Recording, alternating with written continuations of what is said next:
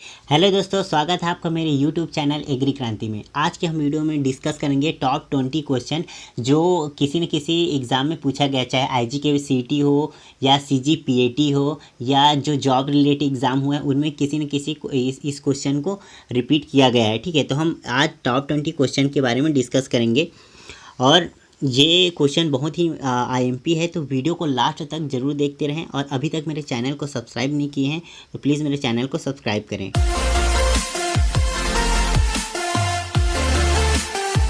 तो सबसे पहले क्वेश्चन है दोस्तों कि किसके खली में सर्वाधिक नाइट्रोजन की मात्रा होती है। नीम की खली में, अरंडी की खली में, मूंगफली की खली में या नारियल की खली में। ठीक है, तो इसका आंसर आ जाएगा मूंगफली की खली में। मूंगफली की खली में सबसे ज़्यादा नाइट्रोजन की मात्रा होता है। इसमें नाइट्रोजन की मात्रा 7.3% होता है। नीम की खली में जो नाइट्रोजन की मात्रा होता है वो 5.2% होता है। अरंडी की खली में 2.5% होता है और नारियल की खली में नाइट्रोजन की मात्रा 3% होता है। फिर नेक्स्ट क्वेश्चन आता है दोस्तों कि मृदा में नीचे की तरफ होने वाले बहाव को क्या कहते हैं। ऑप्शन ए निथार परकोलेशन, ऑप्शन बी निच्छालन लीचिंग, ऑप्शन सी अपसरण सीपेज। तो इसका आंसर आ जाएगा ए परकोलेशन। लीचिंग किसको कहते हैं कि जो रूट जोन होता है, रूट जोन से जो न्यूट्रिएंट होता है और साल्ट पानी के साथ नीचे बह जाता है उसको कहा जाता है लीचिंग कहा जाता है। और जो सीपेज होता है, सीपेज जो इरिगेशन चैनल होता है उसमें हॉरिजॉन्टल बहाव होता है जब जल का, उसको कहा जाता है सीपेज। ठीक है, तो इसका आंसर आ जाएगा परकोलेशन। ठीक है, फिर नेक्स्ट क्वेश्चन है दोस्तों कि टेंसियोमीटर किस मृदा के लिए उपयुक्त है। ठीक है, टेंसियोमीटर किस मृदा के लिए उपयुक्त है। मटियार क्ले, ऑप्शन बी सैंडी बलुआर, option C silty, option D उपयुक्त सब्जी। तो इसका आंसर आ जाएगा बलुआर। सैंडी जो होता है वो टेंसियोमीटर के लिए उपयुक्त होता है। ठीक है, टेंसियोमीटर का उपयोग सॉइल का जो मॉइस्चर होता है उसको मापने के लिए किया जाता है। फिर नेक्स्ट क्वेश्चन है कि सोयाबीन को USA से भारत कब लाया गया था। सोयाबीन को USA से भारत कब लाया गया था। Option A 1901, option B 1947, option C 1960, option D 1971। तो इसका आंसर आएगा सी 1960 में सोयाबीन को USA से भारत लाया गया था। ठीक है, और सोयाबीन का जो ओरिजिन है वो है चीन। ठीक है, सोयाबीन चीन ऐसे याद रख सकते हैं।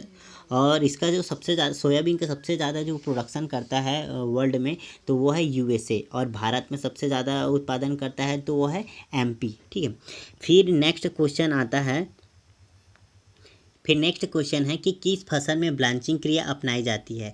किस फसल में ब्लांचिंग क्रिया अपनाई जाती है। गांठ गोभी में, फूल गोभी में, आलू में, प्याज में।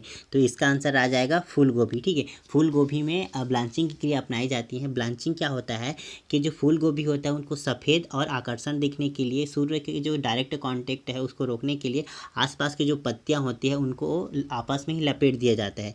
ये क्रिया जब फूल गोभी में फूल आने के 8-10 दिन पहले किया जाता है। ठीक है, फूल गोभी का जो पूसा हिम ज्योति है और पूसा स्नोब्लार जो वैरायटी है, ये दोनों क्या होते हैं, उसमें सेल्फ ब्लांच का हैबिट पाया जाता है। ठीक है, नेक्स्ट क्वेश्चन आता है कि DAP में P यानी फास्फोरस की मात्रा कितनी होती है। तो DAP में फास्फोरस की मात्रा होती है 46%। ठीक है, और रही नाइट्रोजन की मात्रा तो DAP में नाइट्रोजन की मात्रा 18% होता है। फिर नेक्स्ट क्वेश्चन आता है सरसों तथा तोरिया के फल को क्या कहते हैं।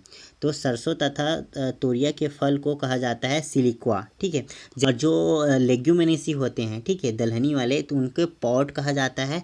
और जो ग्रेमनी कुल के जो फसल होते हैं उनके फल को कहा जाता है कैरियोप्सिस। ठीक है, नेक्स्ट क्वेश्चन है पहाड़ी मृदा सामान्यतः होती है अम्लीय, क्षारीय या उदासीन या खारी। ठीक है, तो इसका आंसर आता है अम्लीय। पहाड़ी मृदा जनरली अम्लीय होते हैं। फिर नेक्स्ट क्वेश्चन आता है दोस्तों कि भूमि की शक्ति को ज्ञात किया जाता है। ठीक है, भूमि की शक्ति को किससे ज्ञात किया जाता है। पेंटियोमीटर से, लेक्टोमीटर से, हाइड्रोमीटर से या टेंसियोमीटर से। तो इसका आंसर आ जाएगा पेंटियोमीटर। ठीक है, और क्योंकि लेक्टोमीटर का यूज़ जो होता है दूध का अपेक्षित घनत्व को मापने के लिए किया जाता है, और हाइड्रोमीटर का उपयोग जो लिक्विड होते हैं उनको रिलेटिव डेंसिटी को मापने के लिए किया जाता है, और टेंसियोमीटर का उपयोग जो मृदा की मॉइस्चर होते हैं उसको मापने के लिए किया जाता है। फिर नेक्स्ट क्वेश्चन आता है कि आलू मुख्य सोर्स है। ठीक है, आलू किसका मुख्य सोर्स है? विटामिन सी का, खनिज लवण का, विटामिन ए का, कार्बोहाइड्रेट का। तो इसका आंसर आ जाएगा कार्बोहाइड्रेट। ठीक है, विटामिन सी जो होता है जनरली जो खट्टे फल होते हैं, नींबू वर्गीय, आंवला, उसमें ज़्यादा पाए जाते हैं। खनिज लवण होते हैं जो सब्जियों में ज़्यादा पाए जाते हैं। और विटामिन ए आम हो गया, पपीता हो गया, गाजर हो गया, इसमें विटामिन ए की मात्रा ज़्यादा पाया जाता है। फिर नेक्स्ट क्वेश्चन है दोस्तों कि चाय निर्यात में सबसे पहला देश है, मतलब चाय का निर्यात सबसे पहले किस देश ने किया था? तो इसका आंसर आएगा श्रीलंका। श्रीलंका ने सबसे पहले चाय का निर्यात किया था।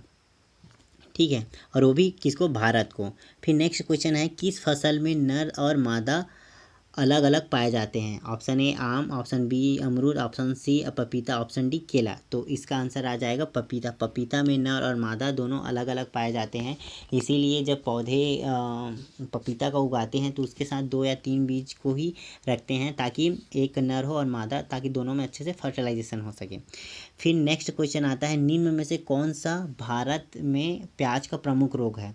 ये क्वेश्चन जो CGRHO है उसमें पूछा गया था कि निम्न में से कौन सा भारत में प्याज का प्रमुख रोग है? तो इसका आंसर आ जाएगा बैगनी धब्बा, जिसे पर्पल ब्लॉच कहते हैं। ठीक है, ये फंगस के द्वारा होने वाला रोग है और जो फंगस का नाम है वो अल्टरनेरिया पोरी है। ठीक है, फिर नेक्स्ट क्वेश्चन है दोस्तों कि निम्न में से कौन सा पौधे की वृद्धि के लिए अनिवार्य पोषक तत्व नहीं है? ठीक है, निम्न में से कौन सा पौधे की वृद्धि के लिए अनिवार्य पोषक तत्व नहीं है? Option A boron, option B zinc, option C aluminium, option D manganese.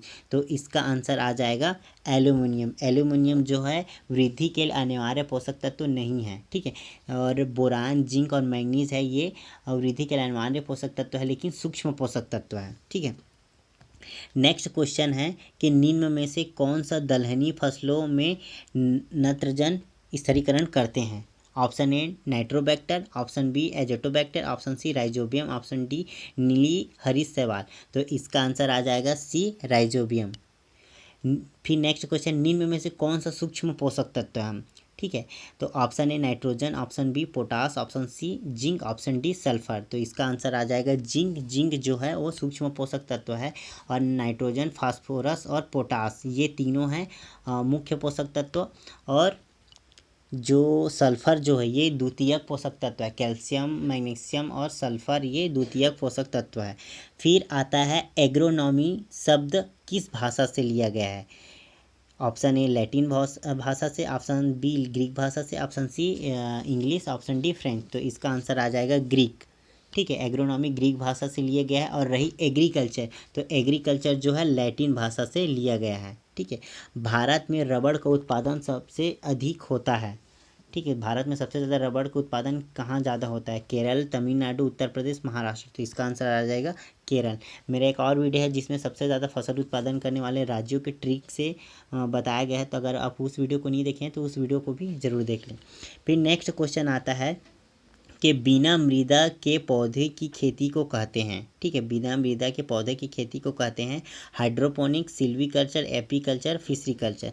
तो इसका आंसर आ जाएगा हाइड्रोपोनिक्स। ठीक है, इसका आंसर आ जाएगा हाइड्रोपोनिक्स।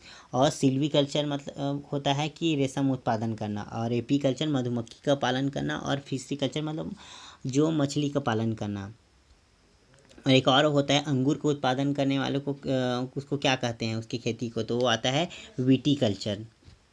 फिर नेक्स्ट क्वेश्चन है दोस्तों कि अम्लीय मृदा का सुधार किसके द्वारा किया जाता है? तो अम्लीय मृदा का सुधार चूना के द्वारा किया जाता है। ठीक है, अम्लीय मृदा का सुधार चूना के द्वारा किया जाता है और क्षारीय मृदा का सुधार जिप्सम द्वारा किया जाता है। ठीक है दोस्तों, अगर वीडियो को अच्छी लगी हो तो वीडियो को करें लाइक और चैनल को करें सब्सक्राइब।